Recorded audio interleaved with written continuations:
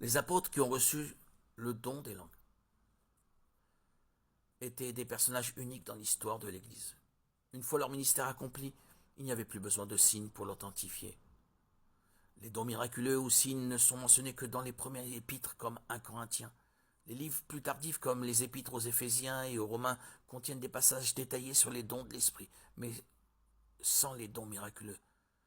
Bien que Romain mentionne le don de prophétie, le terme grec traduit par prophétie signifie annonce et ne désigne pas forcément le fait de prédire l'avenir.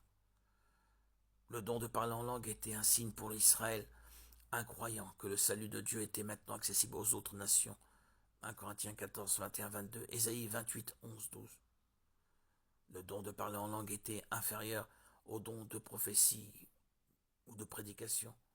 La prédication de la parole de Dieu édifie les croyants, contrairement au parler en langue. Les croyants sont appelés à aspirer davantage aux prophéties qu'au parler en langue. 1 Corinthiens 14, 1, 3.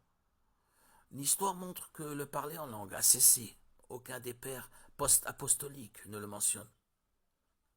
D'autres auteurs comme Chrysostome, Origène, Justin Martyr et Augustin le considèrent comme appartenant uniquement au début de l'Église.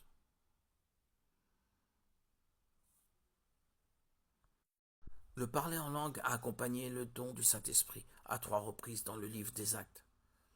Actes 2, 4, 10, 44, 46 et 19, 6.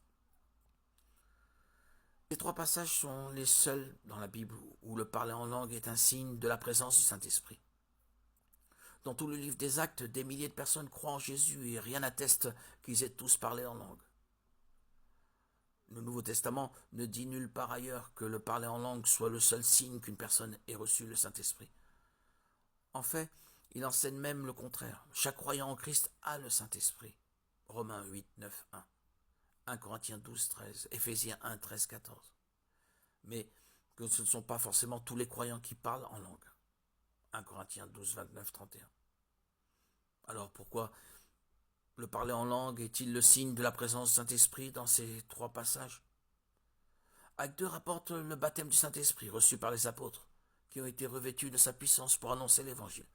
Les apôtres ont été rendus capables de parler dans d'autres langues afin d'annoncer la vérité à tous dans leur propre langue. Acte 10 raconte comment l'apôtre Pierre a été envoyé annoncer l'Évangile aux non-juifs. Pierre, comme tous les premiers chrétiens, était juif, et il lui a été très difficile d'accueillir les gentils, les non-juifs dans l'Église. Dieu a permis que ces non-juifs parlent en langue, comme preuve qu'ils avaient bien reçu le même Saint-Esprit que les apôtres. Acte 10, 47, 11, 17.